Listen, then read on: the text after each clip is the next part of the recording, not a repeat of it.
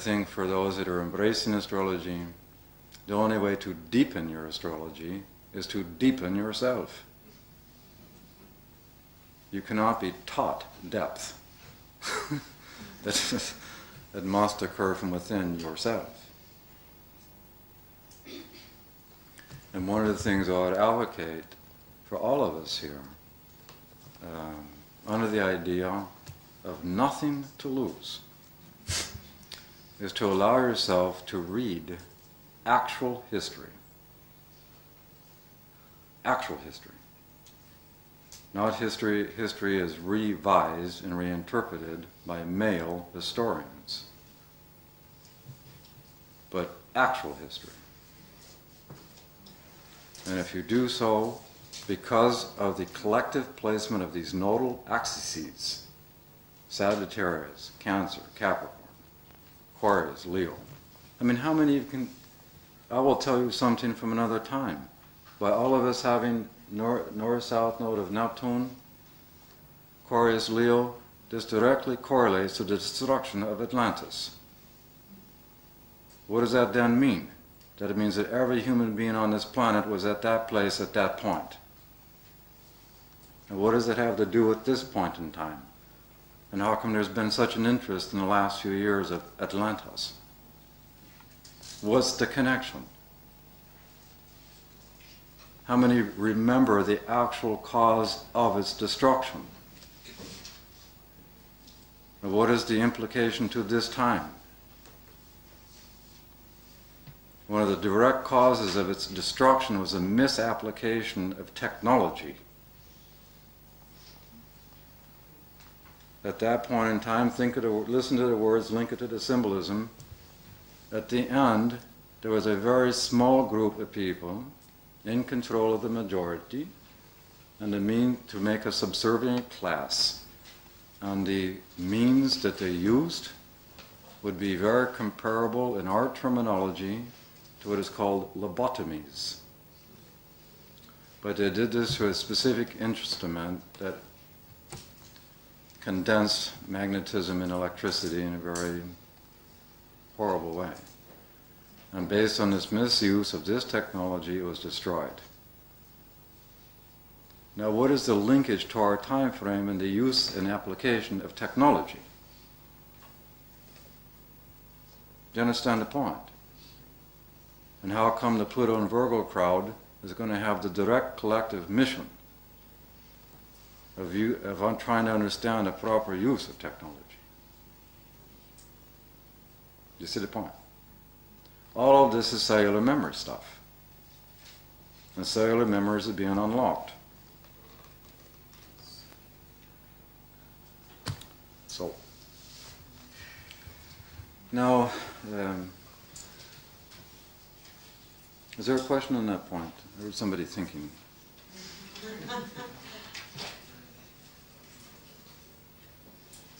You know, it's an interesting question because when Atlantis was destroyed, not all the people there lost their life. There was about a 10% survival rate. And the real question becomes, what was the means of the survival? How many of you that have these cellular memories, you have south node of Neptune there. The actual means, think of it, Neptune. The actual means of the survival were dolphins and porpoises. Think of this. Porpoises.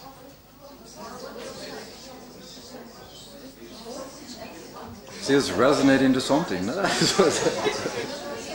what that means.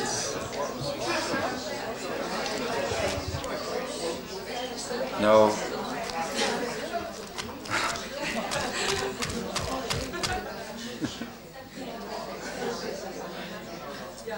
You see, the words themselves have triggered a cellular memory.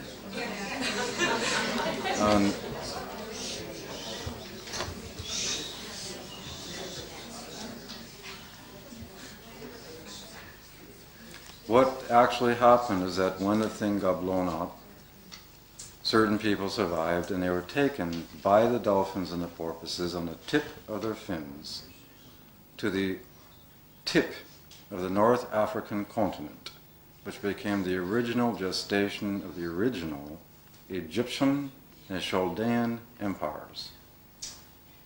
Now, why is it that we have this tremendous fascination with Egypt? Do you see the connection?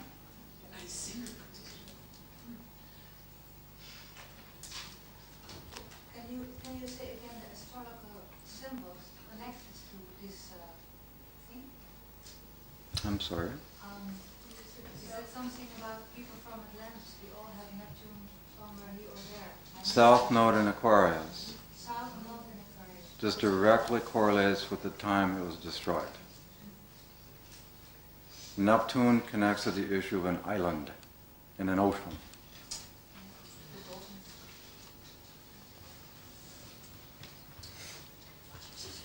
Even if you do, how many are familiar with the work of Edward Jondro? Edward Jondro, Johndro.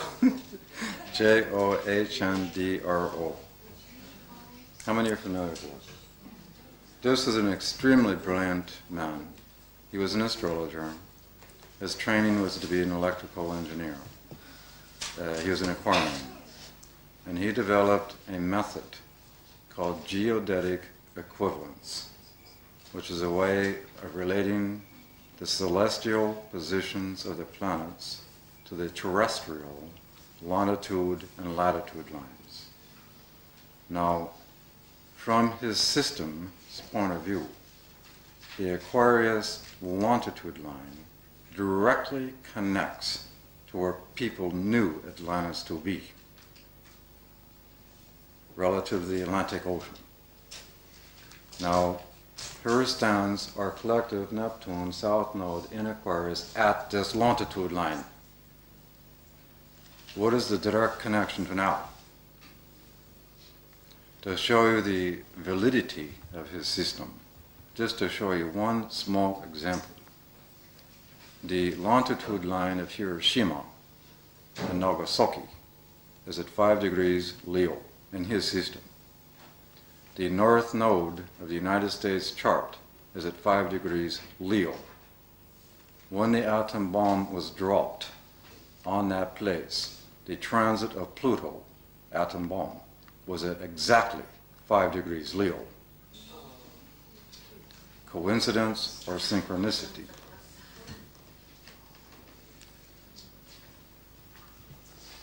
Amazing stuff, yeah? And so you see what we're getting at here now in terms of cellular memory, connections to now, ta-da. This is when it goes from ideas to reality. All of you just had a cellular memory triggered here. Do you see the point? Okay. Before we move along, is there any questions that may have occurred to you during our lunch break that was based on this morning that you would like to ask at this point? Good, we're all perfectly clear. No. Okay. We left off with the Sagittarian thing and Pluto's movement into it and so on and so forth, and how this is going to impact in a very essential bottom line way relative to our belief systems. And of course, in evolutionary terminology, necessarily so. So one, at this point, it'd probably be useful to understand that we all have collective south node of Jupiter, of course, in Capricorn. And this then means that all of us on this planet, all of us in this room, have had our belief systems conditioned from the point of view of when the patriarchy took over the matriarchy. South Node, Jupiter, Capricorn. And now you can see perhaps from this perspective the meaning of what we're trying to talk about this morning. There will be a fundamental shift. Why? North node of Jupiter for all of us now stands in Cancer. Again, it goes back to the notion, the idea of going backwards to go forwards. And this means that there will be a progressive re-emergence, renaissance of the matriarchy. Not in the sense of how it was actually lived out hundreds of thousands of years ago, not in that sense of going backward, but in the sense of identifying the active principles. Jupiter. Jupiter correlates with principles and natural laws to define the reality of the matriarchy. And this is what will be returning for every human being. And hopefully what this will lead to is balance. Not who is leading who, not the matriarchy leading the patriarchy leading the matriarchy, but balance, in which patriarchy and matriarchy is fused equally. There was an actual point in our history in which the patriarchy and the matriarchy was in fact fused and balanced. It only took place over a 500 to 700 year time frame. But there was this small slice in time, point in time, in which this actually occurred.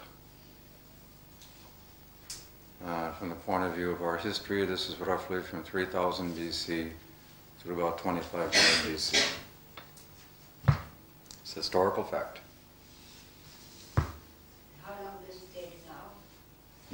How long does it have to take now to do it? That's anybody's guess. It depends on choices. The timing is not fated. 80% of our life is free choice. So I think most of us would agree that the solution to these issues is not extremity or extreme, but balance. Would anybody disagree with this? Well, that's nice, huh? That's good. At least in this room we agree. Now let's walk out on the street and see what happens. This is probably maybe a different reality. So, what we talk about now is the inner planets and their meaning, because this now makes it much more personal, so to speak. And these are very, very important dynamics to embrace. Example, what if an individual happens to have the south node of Mars, let's say in the sign Scorpio. This will specifically correlate from the point of view of past lifetimes to an individual whose Mars function was defined through the Scorpio archetype. From the point of view of history, this would then specifically correlate to an individual who had a series of lifetimes in certain cultures that were using sexual energy to expand and metamorphosize consciousness, who had learned specific sexual rituals, Scorpio, of a spiritualized nature, in order to access inner divinity through the employment of such sexual ritual. Now, if that sort of person, male or female, has had a series of lifetimes of that kind of experience, and the experience generating knowledge, and is now constituting subconscious memory, and you now put such a person in a modern Western society that is primarily defined through the principles of Christianity and or Judaism, that have these heavy suppressions of the natural law of sexuality, what potential conflicts are going to be generated? Do you understand my point?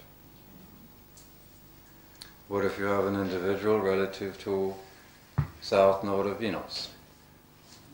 who has, let's say, the south node of Venus being in Sagittarius. Remembering here that Venus is specifically correlating to two levels. On the one level, how the person is inwardly relating to themselves, their own inner relationship to themselves, Venus. The values they give to themselves, the values they have orientated to in other lifetimes, south node. Ways of relating to other people, the Libra or projective side of Venus. The needs within a relationship that would be demonstrated through past life via the south node being in Sagittarius. Just a small example. And let's say that in this case, that individual had had a series of prior lives spent in nomadic culture. Nomadic. Cultures that had no specific home base. No specific place to just live as the only place to live. But were nomadic. Living very close to the land. Embracing the principles of nature because of living close to the land. Natural philosophies that will come out of these. And this is now constituting subconscious memory. Ways they used to be, ways they used to relate to themselves, ways they used to relate to other people, the value associations they're in. And you now suddenly put that person, say like in this case, where now the Venus is in Capricorn. Do you see the potential conflict coming into this life? Do you see the point? This is the sort of information that the astrological detective, the evolutionary detective, from an astrological view, can uncover. Think of it if you were a counseling astrologer and you had this sort of information for your client. In this case, you can tell this client why they feel alienated, Sagittarius, from modern society, relative to their Venus now being in Capricorn. You understand the point? And you will see in every case that if you can relate such information or knowledge to whatever client, this will help them understand themselves in such a deep way that you will literally see the light bulb going on in the head. It will create a degree of perspective that would not otherwise be available to the astrologer. You understand these points? So, what is required by all of us as astrologers first is a fundamental understanding of the archetypes of all the planets. Not just these superficial understandings you read in stupid books, but in-depth understanding of the archetypes. And when you develop an in-depth understanding of the archetypes and correlate it to different times and space, i.e. history, the information that will come to you, primarily initially on an intuitive level, but you just need to trust, will promote a degree of perspective, again, that could not otherwise be gained. It is that basic. And, good.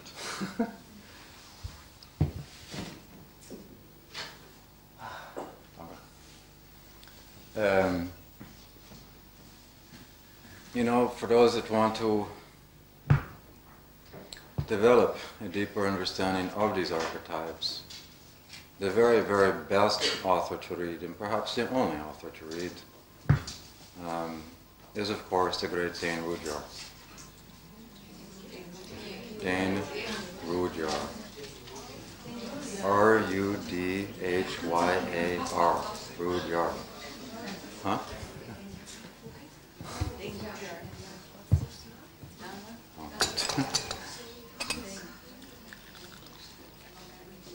You don't take sugar.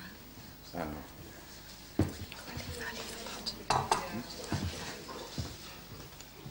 know. There is one specific book. It's called New Mansions for New... I hate to use the word now, but it's called New Mansions for New Men. I mean, that word should be for everyone. And most people who have encountered this book, feel overwhelmed, because the depth of the knowledge reflected in his understanding of the human archetypes, you will not read anything more thorough, more deep, more to the point. It just does not exist.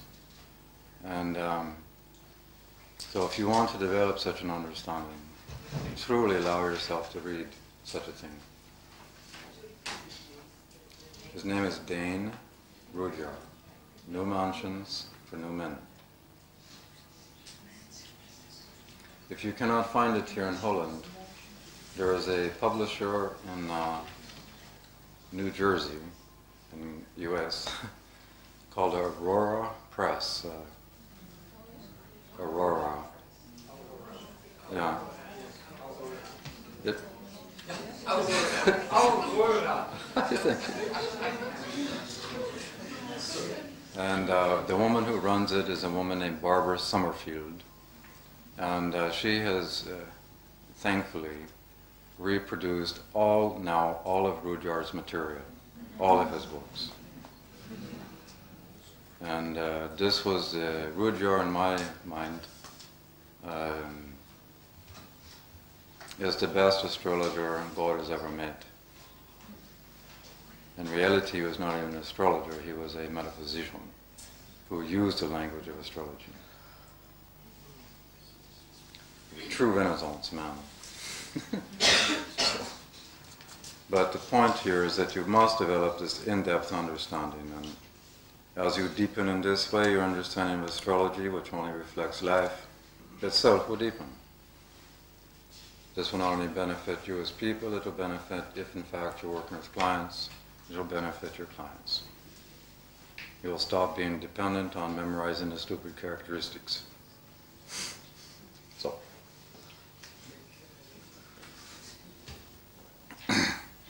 now, we can look into any birth chart and put in our planetary notes. And from the outer planets, you will have this collective application, yes, because they're in the same signs as for all of us. They will have an individual application with respect to the actual houses that take place in each chart. How the transition between past and future is integrated is determined by a north-south node, is determined by the, let's say we're dealing with the nodal axis of Saturn, is the integration is determined by the, what you see, the natal Saturn in the birth chart, by its house sign and the aspects that it's making. And this principle will be applicable to all the nodal axes, all. When you move into the inner planets, you're now looking at things that are extremely personal, quite intimate to the individualized soul.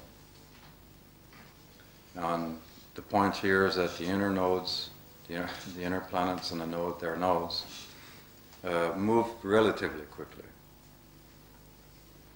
And therefore they change signs much more rapidly than the outer planets.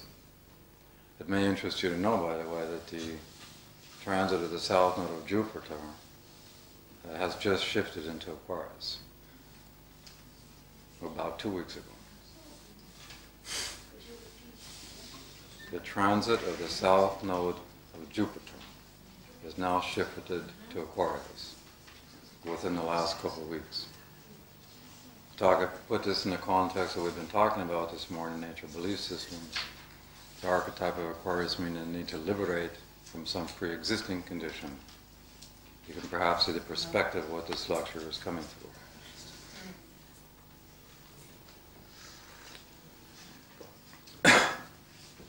So what I'd like to do, unless you have questions, is to now make a detailed analysis of an actual case history. And in so doing, you'll perhaps see how this will become, these ideas will become very, very alive to you. You'll see the actual reality. All these things we've been talking about. Does that seem acceptable to you? So, this is an actual case history, and a very problematic case. I tend to attract rather intense clients, of course, and who have had major trauma throughout their life. And of course, the reason is that for myself, Pluto aspects all my planets. Every single planet aspected by Pluto. This is perhaps why he writes a book on Pluto. So.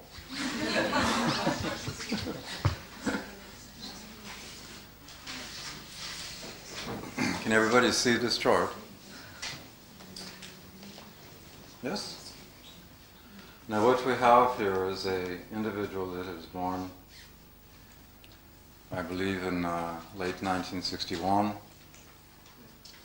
And throughout the life, it's been a series of extreme pain, starting with the nature of her parental environment. The parents,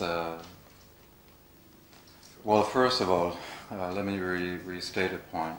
We said it yesterday. There are 4 ways or 4 levels of interpreting a birth chart. These are based on what we call the natural evolutionary conditions of life itself. This means that not every soul is evolving at the same rate. And maybe it would be useful for the folks that weren't here yesterday, to briefly define these states, because until we understand these states, you're not going to understand any birth chart. Roughly 70% of any collective mass at this point is in what is called a consensus or mainstream state of evolution. The active principle here is Saturn. If I find myself in a consensus state, the scientist tells me astrology is bullshit, just becomes my opinion without thinking. The active principle or archetype in the consensus is the need to conform. Saturn. Roughly 20% of all souls on planet just right now, in Jungian terms, is in an individuated state. They have evolved beyond the consensus. The active principle here is Uranus. A person who is in an individuated state has an inner emphasized feeling of being different, of not fitting into Saturnian slots or boxes. If the same scientist tells me astrology is not good, if I'm in an individuated state, I say, no thank you, I will think for myself. 3 to 4% of all souls are in a spiritual level of evolution. This is not religion. Religion is for the consensus. True spirituality is universal in nature. It does not put down any other valid form of spirituality. The active principle here is Neptune. And roughly 3 to 4% of souls are souls that are evolving into human consciousness from other forms of life. These people are characterized by a very basic sense of self-awareness, a basic sense of occupying time and space only, modern terminology, things like cretinism, mental retardation, and the like. And we can make this empirical observation. So when you embrace a birth chart, you first have to understand the evolutionary condition that the individual is within, so that you adjust your own orientation to the symbolism of the birth chart. Now, Mars in Capricorn manifests in a consensus state is vastly different than an individuated state or a spiritual state, or any other symbol. And you cannot know the condition by just looking at the piece of paper. You have to do the traditional astrology thing, which is to correlate and observe. If you simply ask the client what they want to know, the very language they use will tell you the level of evolution they have achieved. You understand my point? I like the example I always use. It makes it very clear. Client X is coming to me. When can I expect my BMW? client B comes, when can I expect enlightenment? There's an observed difference. Yes? Now, this person here happens to be in what's called because these conditions, these 4 states have 3 subcategories in each state. There's 3 levels within the individuated spiritual consensus and so on. So this particular person is in what's called the 3rd stage of the spiritual state of development. So right away you're going to know that individual, relative to all the Capricorn symbols, Pluto in the 10th, Uranus in the 10th, the nodal axis being Cancer Capricorn, is going to be feel from birth fundamentally alienated from the natural reality is born into, the country of origin. There will be a fundamental alienation relative to the parents. In this case, you can see that the parents of themselves will be defined through the consensus. So right away you're going to have a child who is born who will not receive in any way the type of emotional, psychological nurturing that she requires relative to who her soul is, vastly different than the majority. So look at this as an original imprint. The implied message that this type of soul is taken in as a child with Pluto, Uranus, conjunct in Virgo in number 10 house is that there is somehow something wrong with me. I don't fit here. Which right away ignites guilt. There is something wrong with me. This ignites guilt. Which you can now see not only in the Pluto, Uranus in the 10th house, but the dominant Cancer Capricorn symbols relative to the 2nd and the 8th. So this is a soul throughout her life up until this point who has had a series of emotional, psychological, and as she became an adult, sexual cataclysms, cataclysmic events. This started with her original biological family, that were quite authoritarian, had no capacity to be emotional, that were duty-orientated, materially provided. And this is all. When she reached puberty, her father began to physically abuse her. And to the point of hitting her violently across the head, because every time he hit her, she would naturally cry. His intention was to make her to stop to cry. And he would hit her until she had no more tears. Now think of this as an imprint. Think of this, how it's going to condition her approach to the male principle. How is this going to influence and condition her selection of male adult partners? You understand my points? Now, it's a very important issue because when you look at the whole chart and you find Neptune standing on your ascendant, squaring the nodal axis relative to a 12th house moon, clearly you're going to have an individual that's extremely idealistic. Yes? You're going to have a person relative to South Node and Jupiter who has because this issue of having visions, this is a Jupiter 9th house Sagittarius archetype. Visions, by the way, are not fated to occur. One of the reasons Nostradamus offered his visions was in the hope they would never occur. Historians fail to point this out. That was his intention. His intention was to educate the masses in such a way that if we had the knowledge, it wouldn't happen. So much for knowledge. So you have here a person who, in many, many lifetimes, Jupiter to South Node, relative to its trine to Moon in 12th, has had a very idealistic nature, has had very deep visions of what life could be. of what her life could be. And yet, relative to the last 1200 years, i.e. the Virgo sub-age within the Pisces age, which started at 1200 AD, and you now see that the soul structure is defined in this way, i.e. in Virgo, there has been an increasing and progressive psychology of self-defeat relative to the visions, meaning in her reality they have become impossible to actualize based on the nature of externalized patriarchal reality. So we have the psychology of self-defeat built into this soul that's been developed in the last 1200 years. Now, you bring this soul into this life, you see the causative factor of attracting this kind of biological family.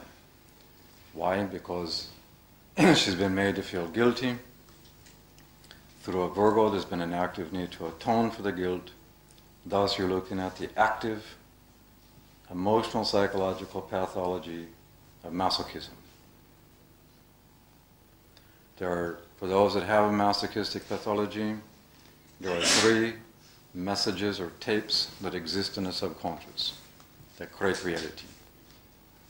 One tape will say, for unknown reasons, I deserve pain, punishment, crises, suffering, and denial, and I don't know why.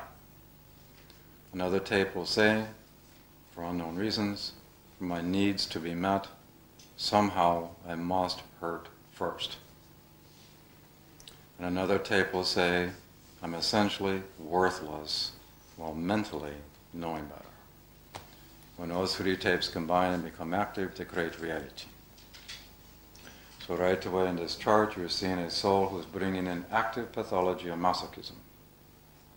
Based on guilt and atonement, it has created a psychology of self-defeat, which then undermines through masochism her sense of visions and ideals. This, if you're not understanding the astrology rationales, ask me. Or my words, I can show you the astrological rationales. So what you then have, Jupiter, in psychology, Jupiter correlates with the principle we call compensation. To compensate for something. To compensate for a lack. Now, what you have in this case, because of what we're talking about, is an individual who has learned to compensate for who she naturally and inherently is. Through the psychology of self-defeat, compensating as manifesting Jupiter South Node in Aquarius, Pluto, Uranus in 10th, the lifestyles, Uranus, of the immediate peer group that she is born into, peer group, Aquarius. And by adopting these lifestyles, she effectively undermines her own inner reality. Do you understand how this follows? Yes or no? And through this act of compensation, this becomes a causative factor in creating these traumatic, cataclysmic realities. This has been going on for at least 1200 years, Virgo sub-age, Pisces age, in this case. Are you following this? Yes? If you're not, ask the questions. Yes? I can follow where you get it from. You said Jupiter on the south node in Aquarius. Is it not in Capricorn? Jupiter is in Aquarius, the natal Jupiter.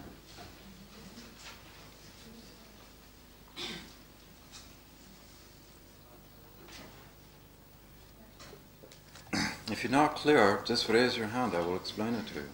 I'm not here to impress you with my knowledge, I want to make sure you're clear.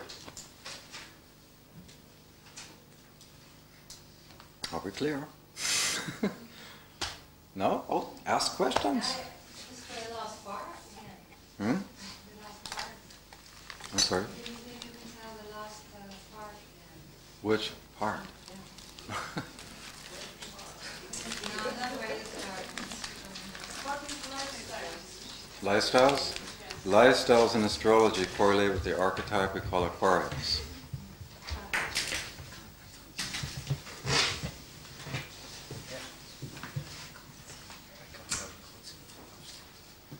The immediacy of peer groups and their impact on us is also Aquarius. Peer group. P-E-E-R. How do you say it in Dutch?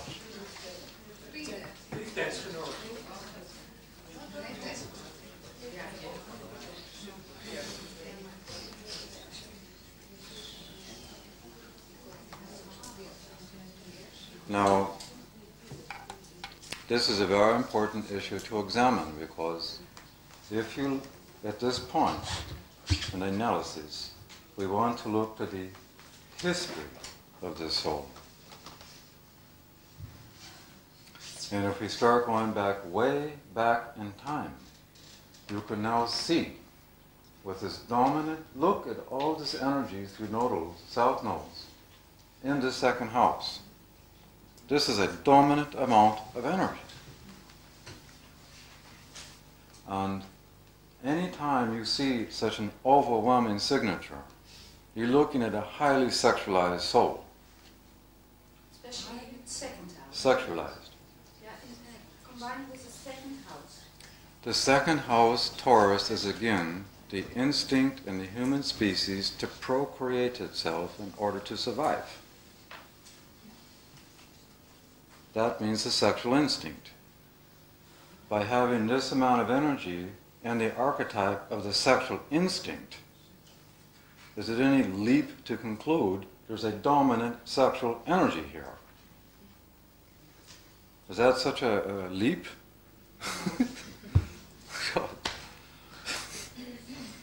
Which is restated, look at the dominant nature of the 8th house when you put the nodes in here. It's restated again by the natal signature, the natal Venus, Mars, Sun, Mercury, all standing in the second house. You have a Scorpio rising.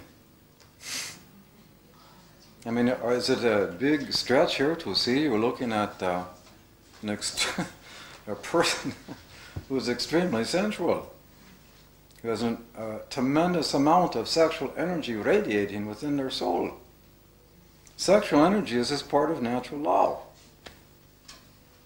It's actually how the soul learns that it's a co-creator of universes with God.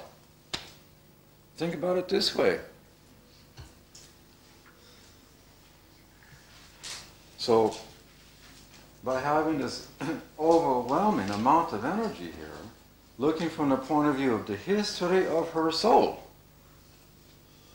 you're clearly seeing a situation where this soul has had many lifetimes in the matriarchy coming up to the transition of the patriarchy.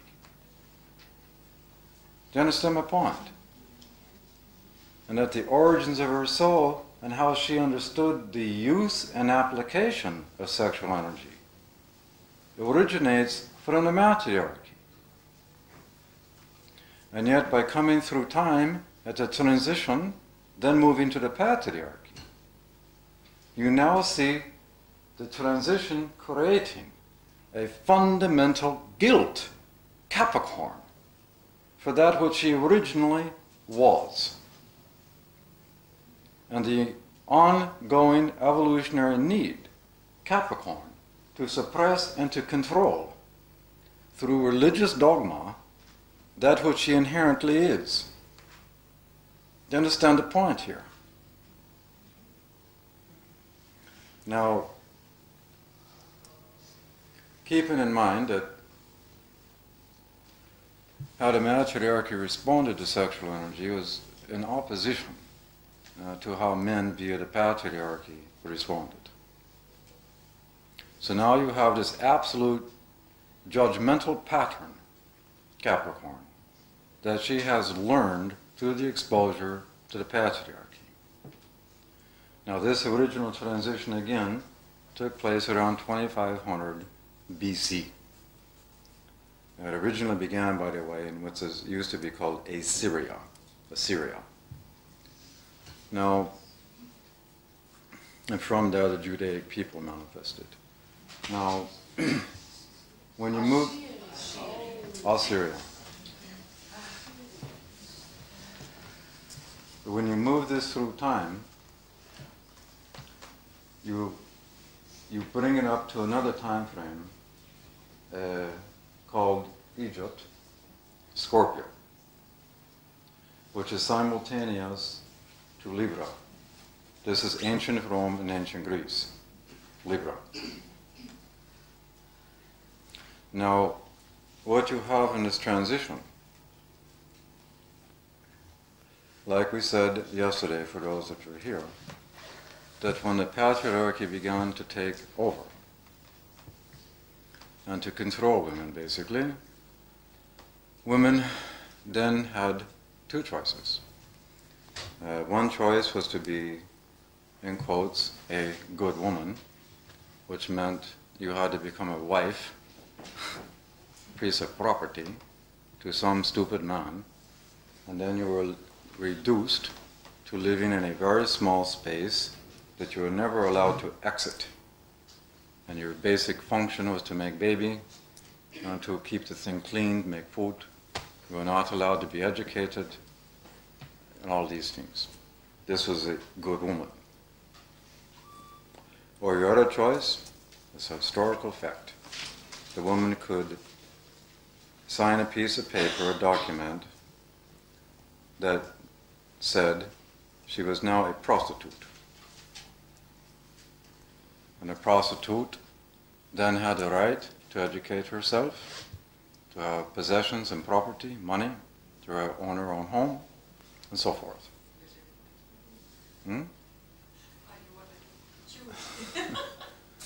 And in these historical times, there was strata, or layers, types of prostitutes. Everything from what remained of what used to be called the sacred prostitute,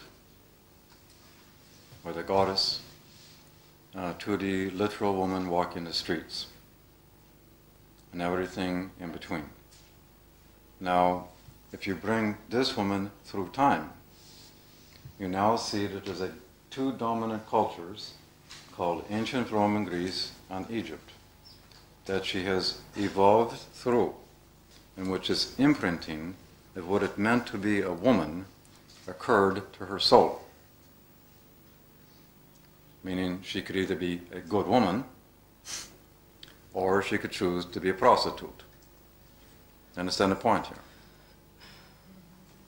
Now remember, the origin of this soul comes out of the matriarchy, in which this idea, because in the matriarchy this idea that people have of the sacred prostitute did not exist. Did not exist. In the matriarchy, to make love was to make love with God. Period. Now, as it came to the patriarchy, this manifested as the idea of the sacred prostitute, and progressively was perverted. There was all kinds of temples for this reason. Temples of Aphrodite, temples of Ceres, temples of Isis from Egypt, and so on. Now, there's all these strata. So what this woman has learned when she came into these cultures, based on her origin, she would obviously have manifested and orientated to the choice of being a prostitute. Why? Dominant second house. So, at that point, she then allowed herself, by making this choice, to be educated. Jupiter South Node. She allowed herself to own property, second house. She allowed herself to have material possession because of this choice. Do you see how it follows? And so on. Now, as it comes, you see the history we're developing.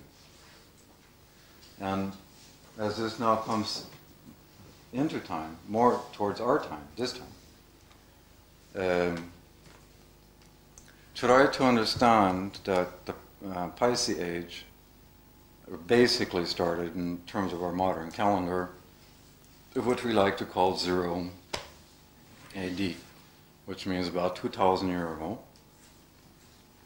And that because of the natural law of polarity, Virgo is contained within Pisces, and which is called the Virgo sub-age, started around 1200 AD. Now what this means is that the intensity of her problems that have occurred in this life actually really began to be magnified at the 1200 AD point. Pluto, Uranus, Virgo. You understand now? Do you see the connection? Which part? Well, the last sentence, Hmm? the last sentence. My last sentence. Sentence. Simon secured, you said something about Uranus and on the NC? The Virgo symbol correlates in our time frame Yes. to what is called around 1200 AD. Now, what is in fact important in this time, if you actually study history, is that here in the European continent,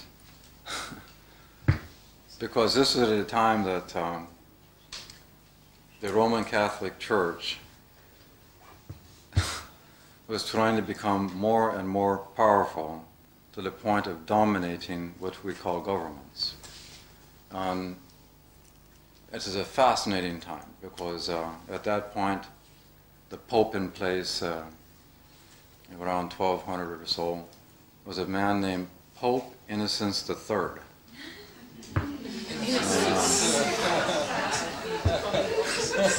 Think how this connects to Virgo Pisces. And this is perhaps one of the more perverted of all the popes. And this man, I would just put it this way: at that point, the Vatican was actively running as a business houses of prostitution throughout Europe. There were actually a prostitution house or a brothel within the Vatican.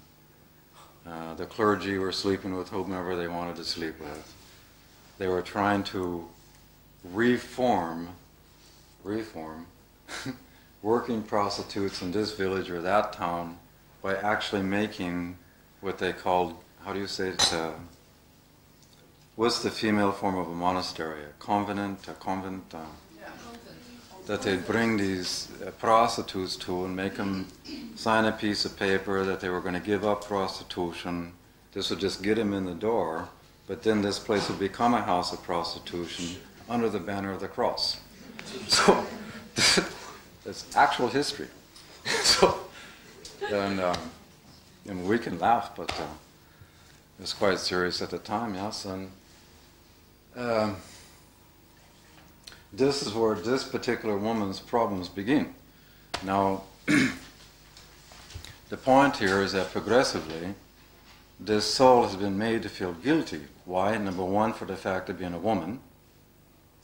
All women from the 1st century up until roughly this century were basically made to feel guilty by the fact of being a woman. In fact, the early Christian writers, Porphyry, St. Augustine, and so on, if you read their writings, they will actually state that the very nature, the actual nature of a woman is evil. In the 1st, 2nd, 3rd century, women were made to even wear special clothes because they were a woman. They were made to wear hoods over their faces. This is a historical fact. Now, coming from Christianity. So, you bring this woman through time, and comes up to the 1200 AD point. So, you've come to this point when all this incredible guilt is just vibrating within the soul, relative to her inherent nature, which is now learning to progressively suppress. There's something wrong from inside of me for just who I am, is the unconscious message. Do you see the point? And from 1200 AD up until this life, it has been a series of lives, a progressive, psychological, emotional, and sexual cataclysms, and devastation. In fact, 2 lives before the current life, if you look at the symbolism here, this life, this took place in 17th century for her. In that life, she was literally a sexual slave. Now look at the symbolism of what I'm saying behind the word, sexual slavery. Look at the symbolism and tell me you cannot see it. Where she was possessed and owned, second house, in this way. Now, it's an important issue when we bring it up to the current life, is why I'm pointing this out. And in that life, her very survival, second house, was on the line. Without going into too many specifics, I will just say that the man who owned all these women, who were his slaves, was beyond the word sadist, beyond it, beyond this word. And she learned to survive by doing anything that he asked her to do. I'll put it that way. I don't want to be explicit, it's too gross.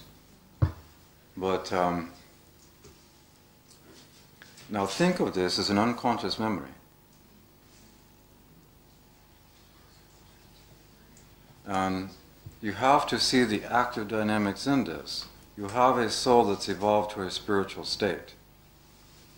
To truly be in a spiritual state, you must surrender to a higher power or a higher will, and then to allow yourself to be consumed by that higher power or will, to be consumed, transfigured, metamorphosized.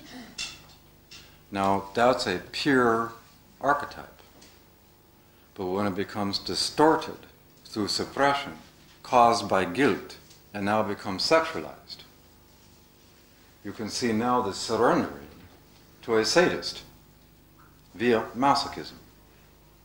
You understand the point here? Because of the inner confusion. No, I don't understand. Where did you get lost? The last part about surrender. Because you say you have to surrender in order to fuse. Yes, for a consciousness to truly become spiritualized, Yeah. it must surrender its ego to a higher power we like to call God. But are you saying that she had to surrender to this sadist? She did so because of what has come before. She's been progressively made to feel guilty.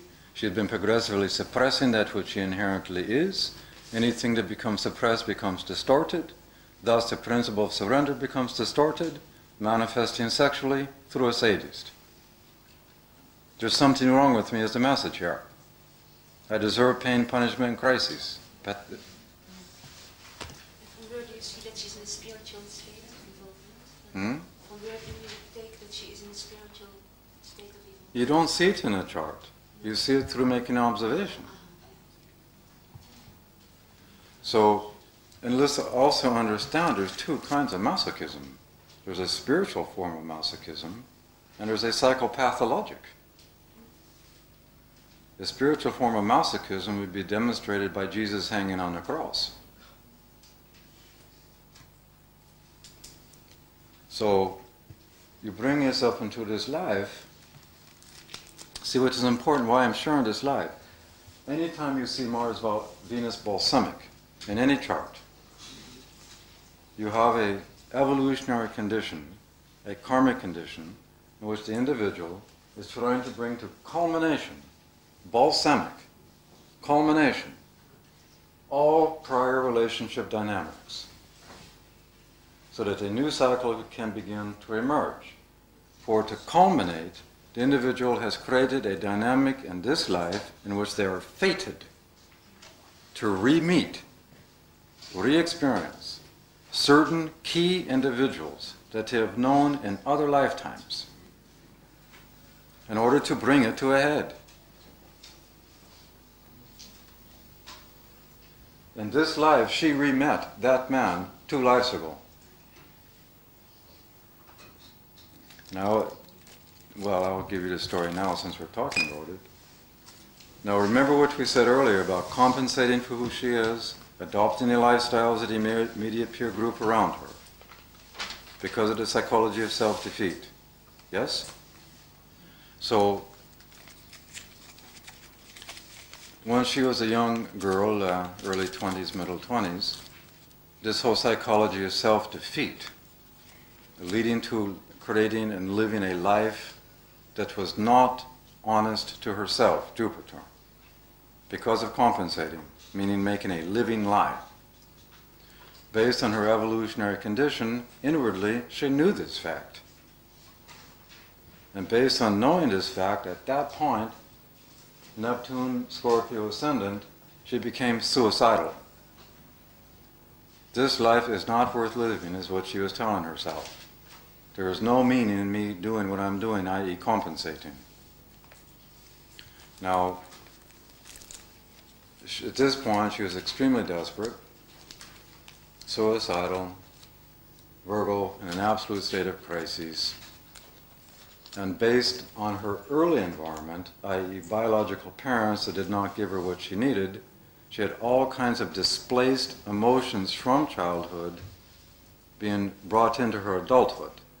A lot of it linked around her biological father, who was hitting her. Now put all this together, and it led into a situation to where she was at a place of work, her workstation, and the man that ran this place, it was a, what do you call it? The places where commodities and stocks are exchanged, like a stock brokerage kind of thing. And this man owned this thing. He was maybe 20, 25 years older than her. And she sought him out for advice and counseling one day because of her desperation. He was older. Through displaced emotions, he appeared father-like. And now through synastry, by the way, his moon was conjunct this Neptune, and his Mars in Scorpio was in her 12th house. Now, and his Pluto, which is in late degree of Cancer, came all into these North Node symbols in the 8th house. So, and his Neptune and Venus were in Virgo, conjunct this Pluto-Uranus in Virgo. Now, so he originally appeared to the woman, oh yes, I will listen to you and help you with advice, you're my employee, and this sort of thing. And he said, let's go out after work, we'll go to this bar over here and drink some drinks and talk it over. And remember now, this is the man that was 2 lives back. So you can imagine what his actual agenda was. So what he succeeded in doing is getting her drunk, Neptune on the ascendant, alcohol, alcohol, alcohol. And of course there was this underneath motivation and agenda. And by the time she was basically disarmed or could not really move because she's now drunk, he says, well, okay, I'll take you home. Let's hire a taxi and I take you to your flat. And by the time they get to the flat, you can imagine what's beginning to occur. He literally forcefully takes her up to the flat, opens the door, and she's then subjected to 3 hours of sadistic rape, in which her survival was again on the line. Now, I happen to know the details of what actually occurred there because she shared them, and I will not share them with you because they're too graphic. But I will tell you, for her even to be able to survive what she told me she went through is its own miracle. It's its own miracle. I mean, this guy was beyond sadistic. So, the point here is to understand how history, which we're now demonstrating through the nodal axis, brings one to a point in time. You see causative factors. You understand my point?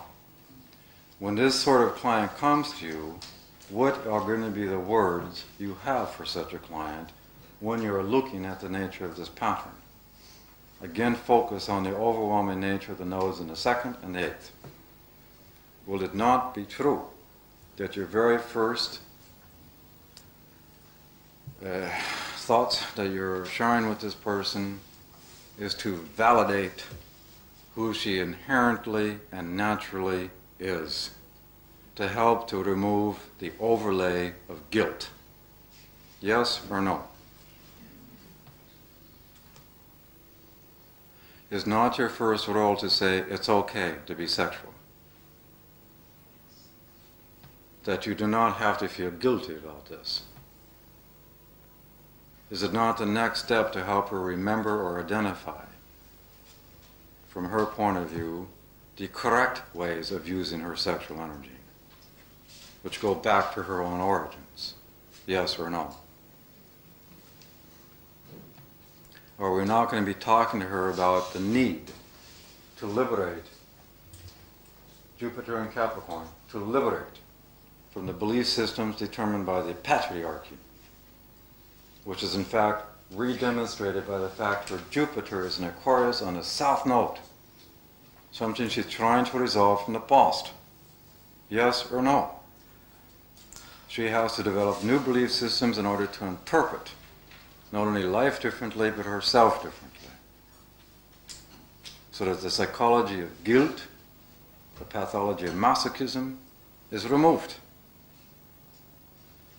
You have to share the vision with her. The vision and the ideals you have, in fact, can be obtained. They are possible. But you must reorientate to the fact you must believe in them first, Jupiter, and not to give up. Just making sense of what we're talking about this client.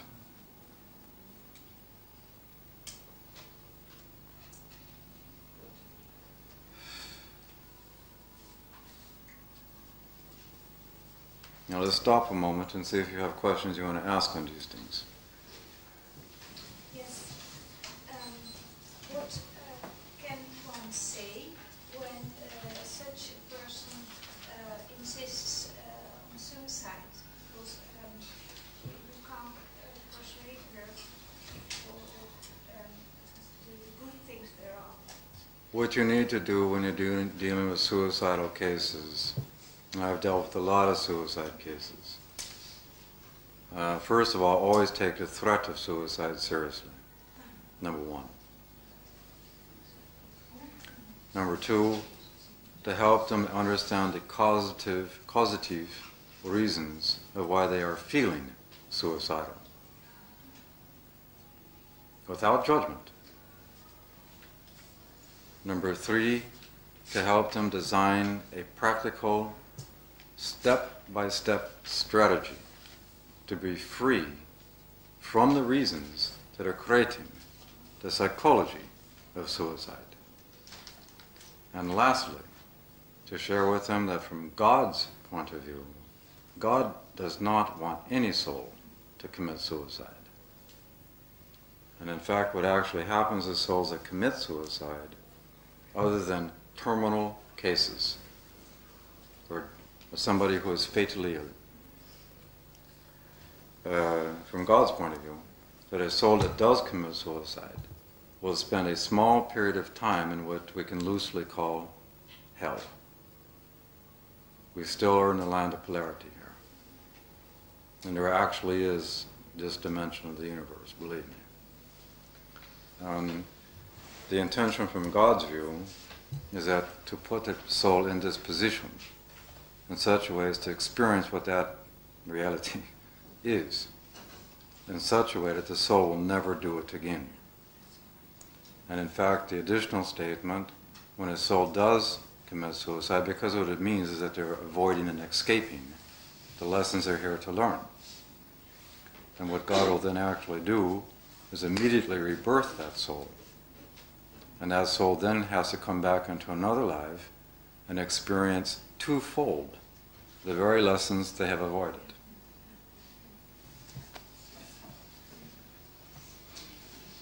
Mm-hmm. I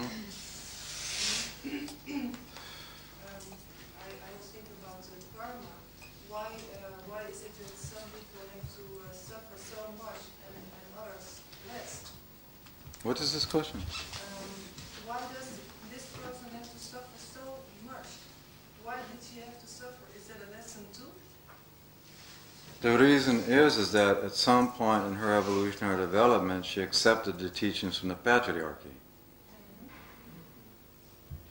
You have to remember that one of the presumptions in patriarchal religions is that we must suffer in order to spiritually grow. She accepted this as the point. This is the whole issue of reorientating her belief systems, so that this belief system is purged from her soul. Once it's purged from the soul, you cannot have a reality generating suffering, other than natural suffering. Suffering is inherent to human people, but there's a difference between religious suffering, as advocated by the patriarchy, and something as natural as a mother and father losing their child in childbirth. That's natural suffering. These are two different things. Yeah. I cannot quite understand how you relate this horoscope, this birth chart, which says something about the life that has started in 1961, back to so many hundred of years in which this soul has experienced things, because this birth chart says something about the life that started in 1961, or is that not true?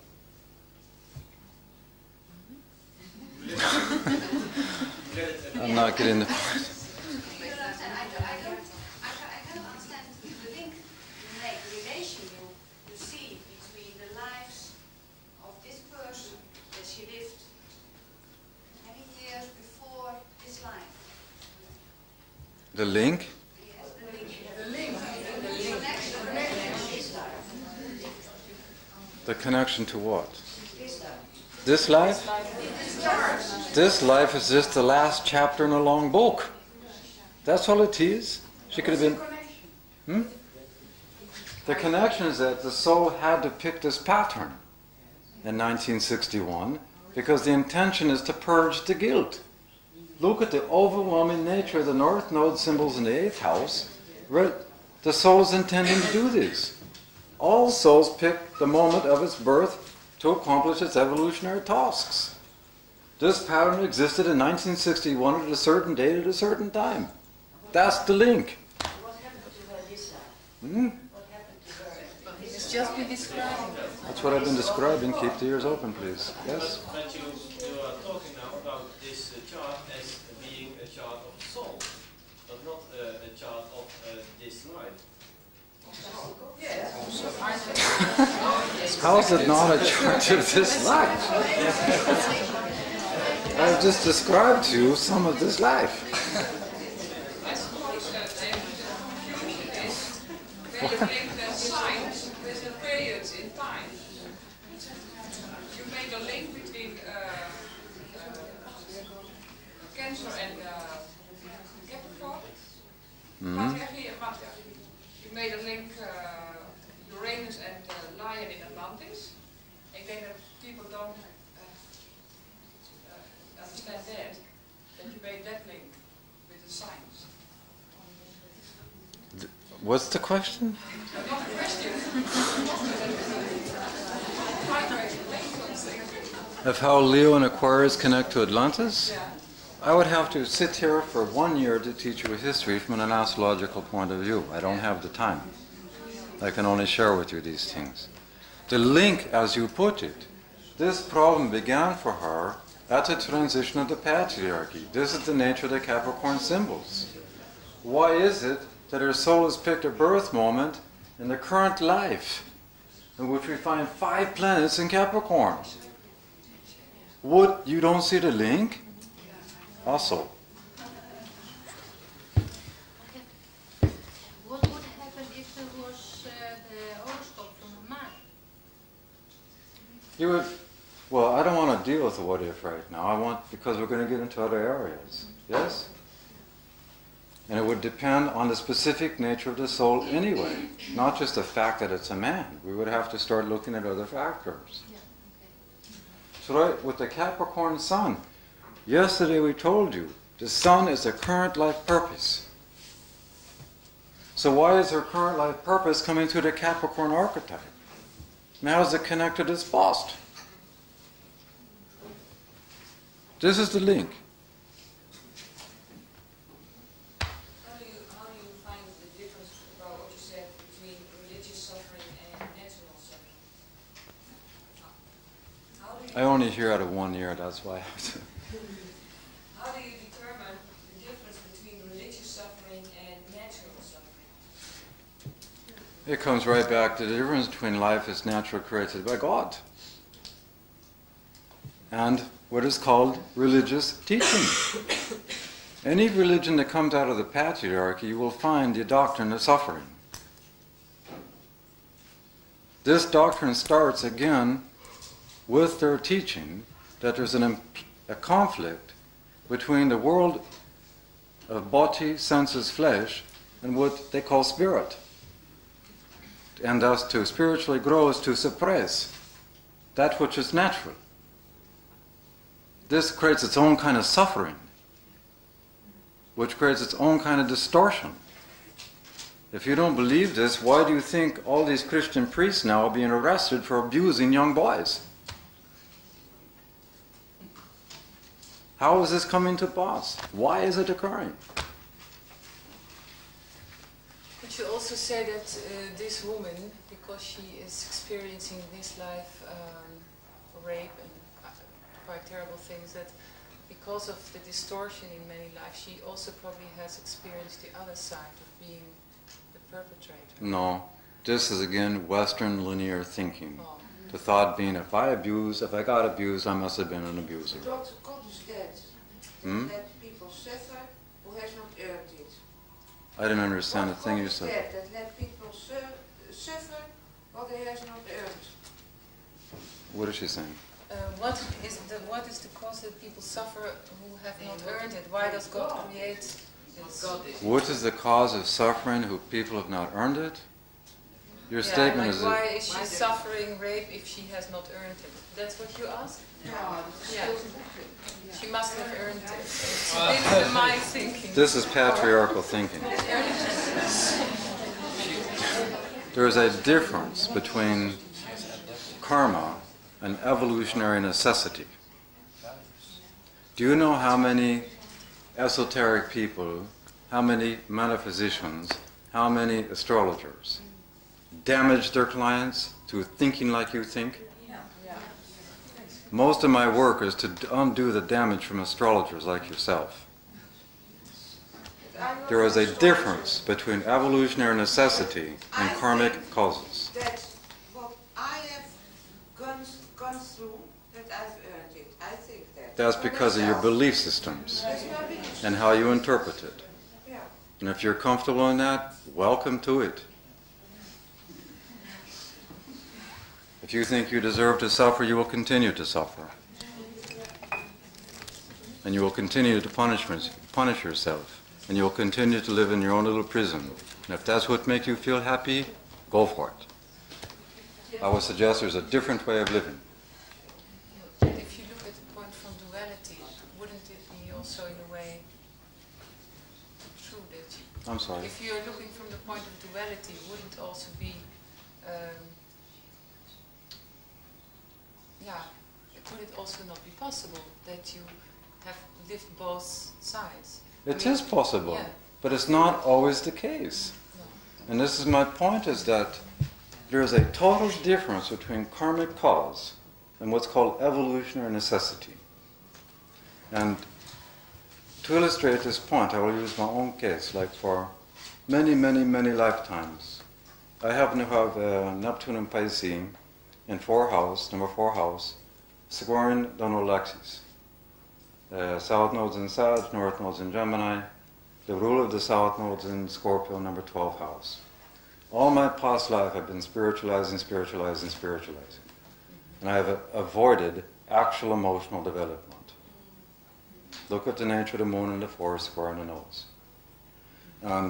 For my spiritual growth to proceed, I had to recover my emotional body.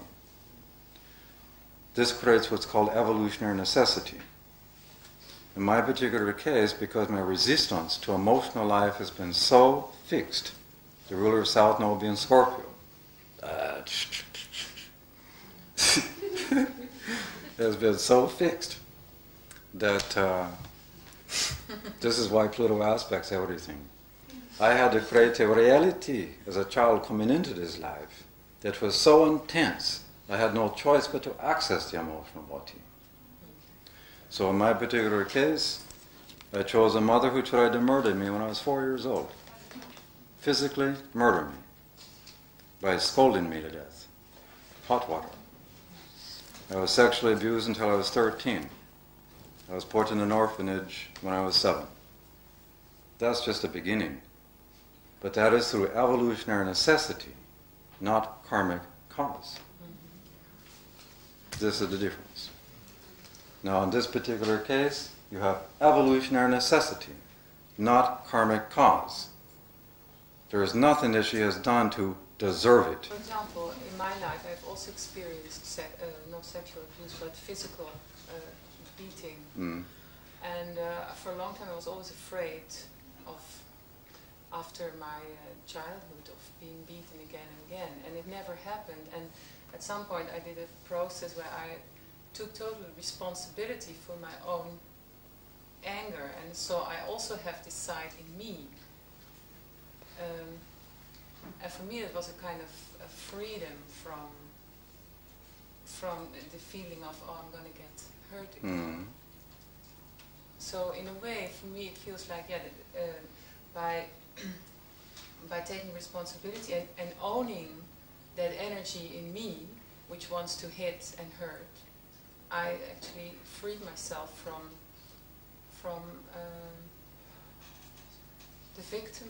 Yeah, for sure. Victim. That's right, and what you're graphically describing is a pathology of masochism, and all masochists have a core of unresolved rage. That's what I meant when I was saying this about this woman. Sure. That she must maybe carry this also. She has, look at this, an absolutely repressed anger. Mars is in Capricorn. Part of her healing is to access the causes of the anger.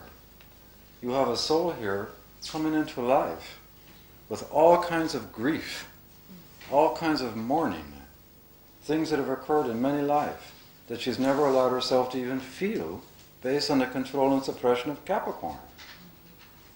This woman was born into a culture whose language systems did not include a word inherent to that language for emotion.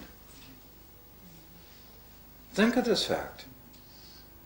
This is the Deutsch language. Deutsch does not have a word inherent to itself for emotion. Think of this as a conditioning factor. And how does it directly correlate with this soul's past life history? The whole solution in this case, look at all the stuff in Cancer, is to access that emotion, to access the grief, to access the anger. The flip side of masochism is sadism. This is why so many masochists start getting confused within. But this is the displaced rage coming out of masochism, and then wanting to strike back. That doesn't mean they're sadistic. It means they're deeply wounded. They're not active sadists in that sense. It's a reaction to the masochism. This is a different issue.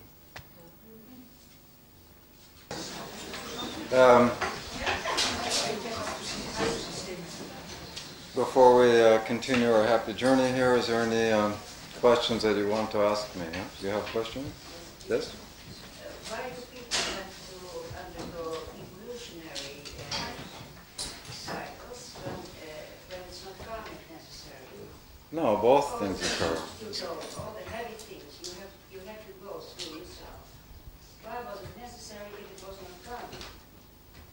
Karma is the simple law of every action having a proportionate reaction. That's simply karma. This is different in what is called evolutionary necessity. Yeah. Why is this evolutionary necessity with such heavy things? Because evolution implies that we move forwards, not backwards. And like in my own case that I was giving you an example, I have avoided dealing with anything of an emotional nature for as many lives as I can remember. relative to my way that I thought spiritualization was meant to take place.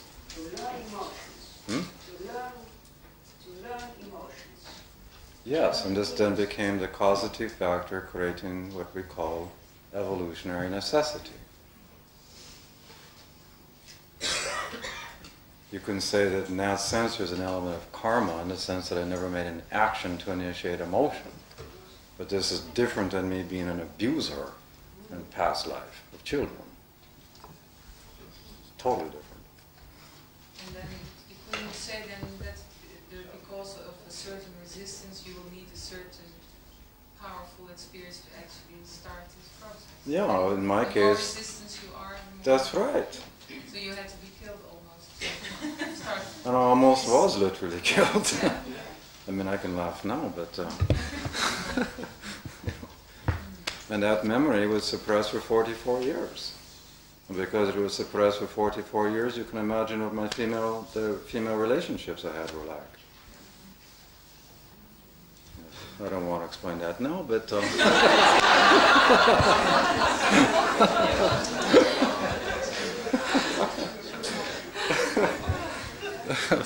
many women here though. What's that? So, but this book is now closed, so now I can write a book on it. I just finished a book on all this bullshit stuff, and it is going to shatter the astrology world. And it's like Noel Till. Do you know Noel Till? He's a good American astrologer, and he wrote the preface for the book. And as he said in his preface, this book could not even have been written 25 years ago because of the kind of material in it.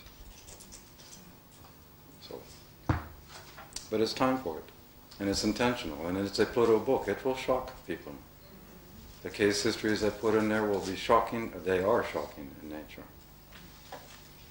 And part of what is being revealed in this book is what we've been talking about today, and specifically this Garden of Eden myth, and how it's defined a collective psyche or soul for all these thousands of years, and it's the greatest secret in modern Western societies. And anyway, it just goes from there. Yes? What's the title of the book, Amicia? The title of the book? It's called Pluto, the Evolutionary Journey of the Soul, Volume 2.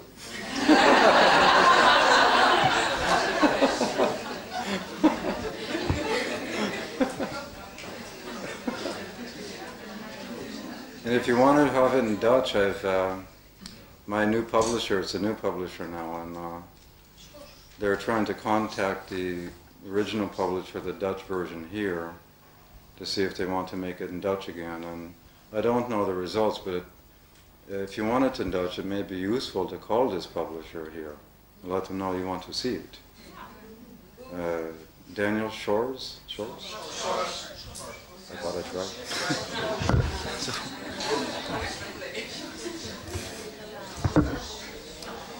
So,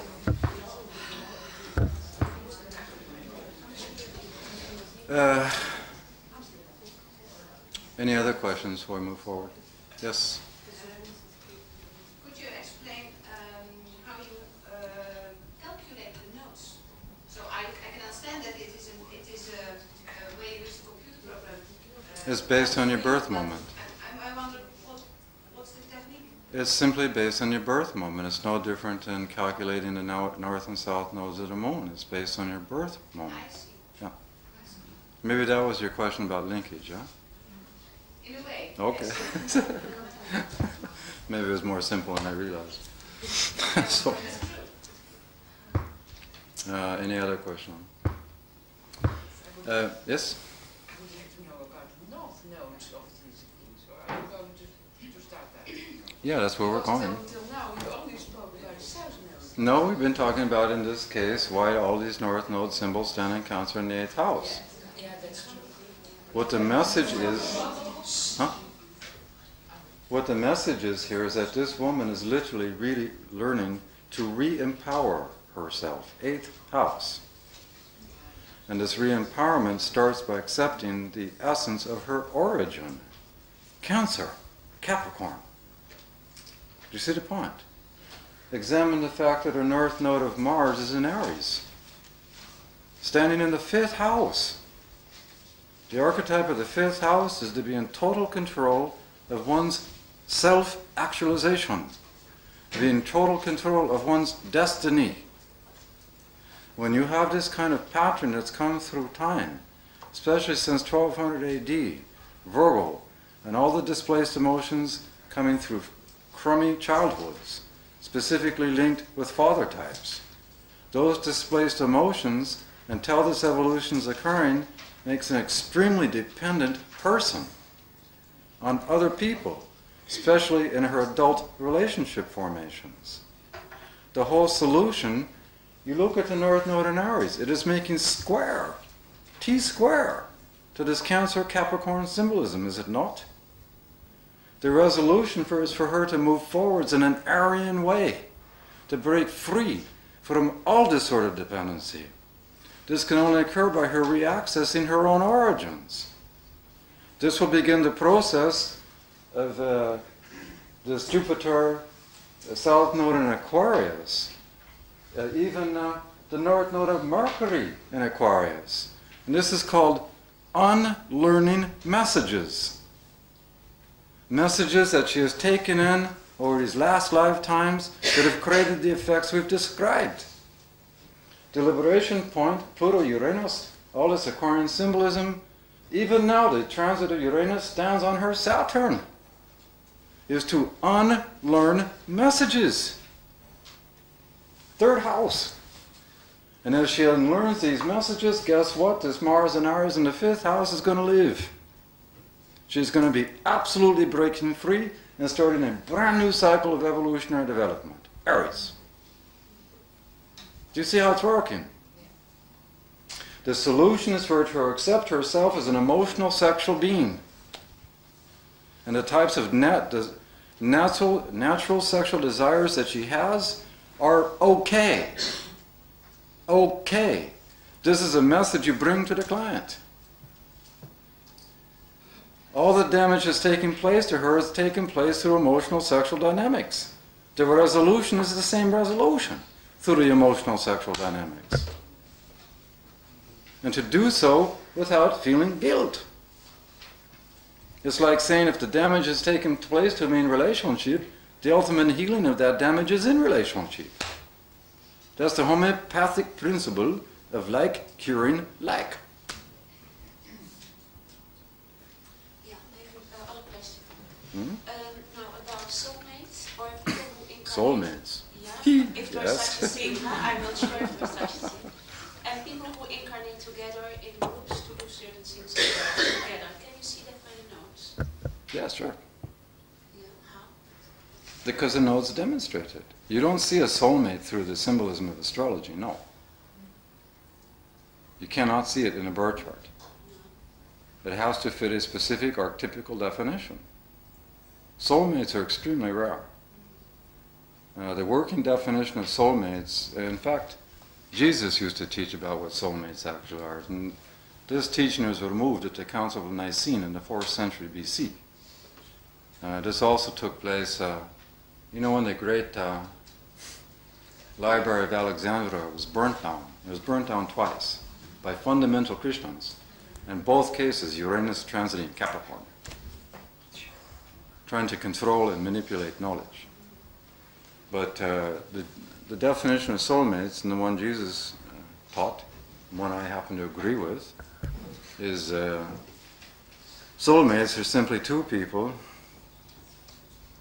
who have arrived at the spiritual state of evolution, whose bottom line reality is a spiritual commitment to reality, who are living this reality, and that the real reason to be in relationship to one another is to expand upon and accelerate that spiritual development because of and through the relationship. It means they have the same bottom line, the foundation, which then allows for unconditional love. I will love you always, not I will love you if. They have a way of interpreting reality in the very same way. Now, from this point of view, how many soulmates do you think actually exist? Most relationships are in the category of what I call karma mates. Karma mates. People who have had a series of past lifetimes together in which something has not been resolved or finished. All this kind of stuff is in this new book.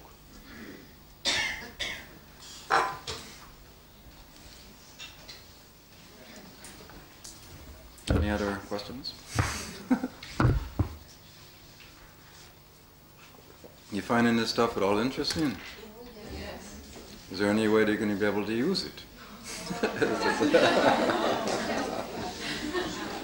This is then unfortunate, because my hope as a teacher is to always have you be able to somehow be able to use it.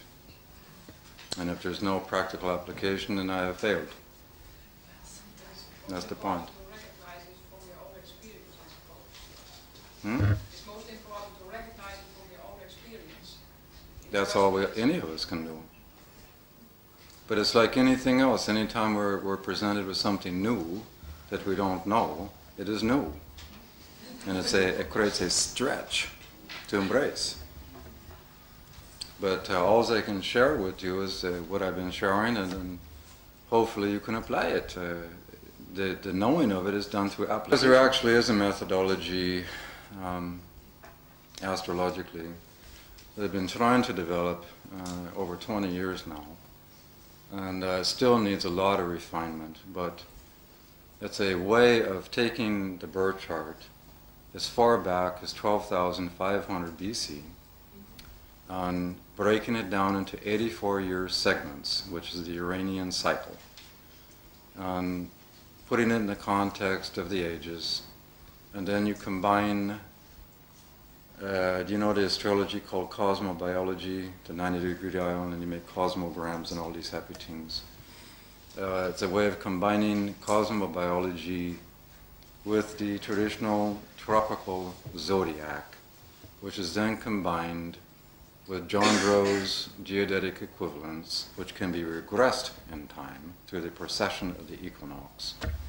You combine this with latitude lines, and then you have a crosshair on your Earth map that can be pinpointed to these 84-year segments going all the way back to 12,500 BC, and you can develop actual birth charts for every one of those lifetimes. Now, in any given life, we are not drawing upon all the prior lives we have ever lived. We only draw on certain prior lives that are relevant to the current life purposes.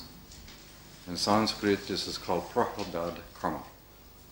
So what this idea that we've been working with for 20 years is reflecting are the prior lifetimes that have direct connection to the current life.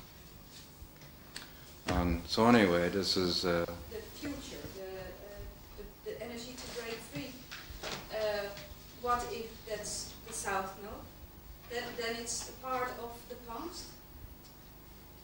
If the south node of Mars is in the 5th house, Yeah. it means that there have been a series of prior lifetimes in which the desire structure has been orientated to absolute creative self-development. That the soul has learned in some other life to be in creative control of its own destiny. It'll be intrinsically resistant to any circumstance or person that is experienced as entrapping, trying to contain that need for freedom relative to the need for creative self-actualization. That it be a causative factor in anger, actually. See how it works? Yes? If two planetary nodes make a conjunction, a narrow conjunction, does that have a particular meaning? Intuitive symbolism there, Hugo. What does it mean to you? Well, it depends on the planets. That's right, number one.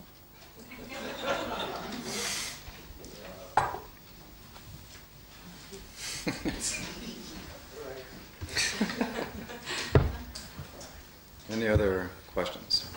Back here. When North Node and South Node are conjunct, North node and south node conjunct, yes. for instance, Mercury nodes are conjunct, Yes. what does that mean? It's a good question. Now listen to it, the symbolism. Because on the one hand, you have something that's connected to the past, and on the other hand, you have something connected to the future. When you find the nodes conjunct in the same sign, that's what's happening for you, yes? What you then have is that the past and the future become the same thing. And that you are given a set of choices. And these choices allow you to respond, either in a past way or in a new way. If you respond in a new way, you've just evolved the South Node symbolism, allowing a new cycle to be developed. If you respond in the old way, you're sustaining the past. If this is English, if this is focused on Mercury, this has everything to do with the nature of your thinking patterns, your thought processes, and how you're intellectually organizing phenomenal reality. But it means symbolically to learn how to think in new ways.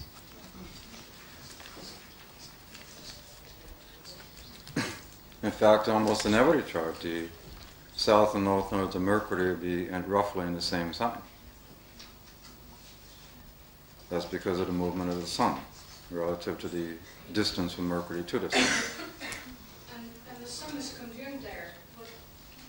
So my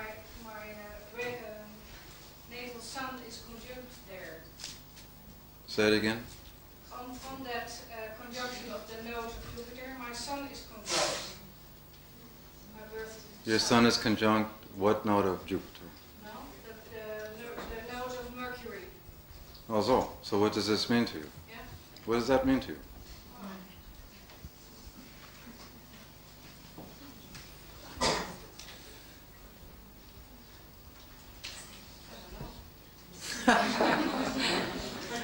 What sign are they on? Sorry? What sign? Scorpio. What house? 9. We just spent many hours talking about the nature of belief systems. Yeah. In this case, Mercury thinking patterns linked with belief systems. The symbolism of Scorpio means to metamorphosize old belief systems and thinking patterns to embrace brand new ones.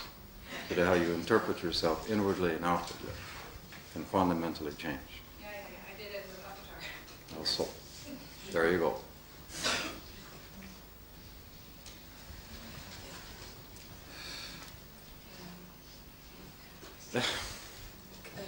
Can you see all this about all the planetary nodes? No, can you see the stuff you told us yesterday about Pluto and the moon nodes as a basis for the planetary nodes? Good question. I think I'm hearing that does the core themes of evolution, symbolized by Pluto, polarity point, north and south node of moon, the location of planetary ruler, is this in fact the causative factor in having these nodes wherever they may be of the other planets? The reason for. Is that your question? The answer is yes.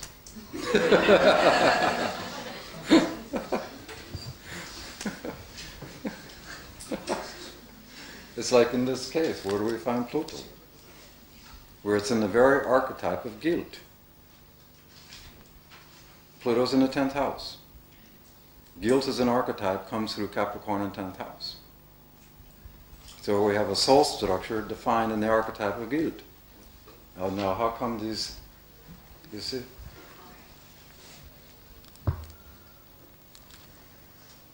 And our soul intends with the Uranus conjunct to Pluto to liberate from this guilt.